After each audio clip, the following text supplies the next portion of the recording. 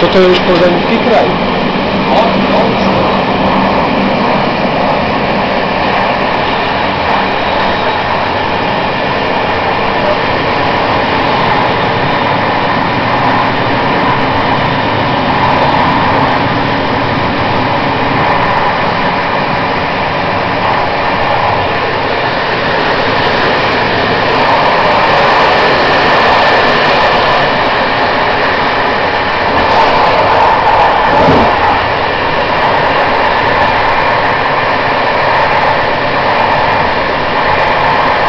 Teda kúria riadne.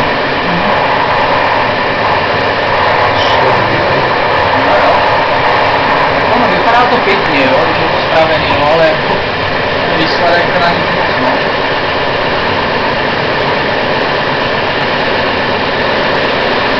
Pomer nákladov a výnosov asi nie je veľmi priaznivý. Pomer nákladov a benefitov asi nie je veľmi příznivý.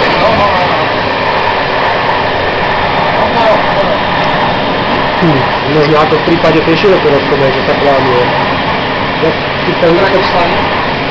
Do Viedne. Keby do Bratislavy, tak som za všetkými 10, lebo by sme mali dlhé príjmy z prekladky, ale Rakúšanom ústav na Ružiach a má to stáť. A tie náklady sú odhadované na 6,5 miliardy eur, čiže to by sa ročne ostalo rozpočtu našho. Vyše polovica.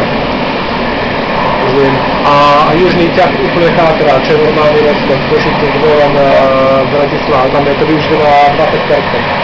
Tam prejde rozvolená do Košic, neviem, 10 nákladiakov za nehodotné. Maximálne.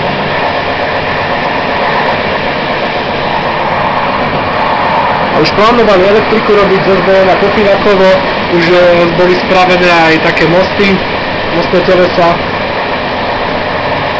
sondáže geologické kadejaké a nič. Tam sú tie dvojkolejky. Áno. To je detný, že? Hej. Kriváň, Lovinobaňa, potom Zvolen, Slatinka. Mě tam taky zajímalo, ale to se tak bude líbí na Slovensku, tak to taky tam udělat. Vyrazí a...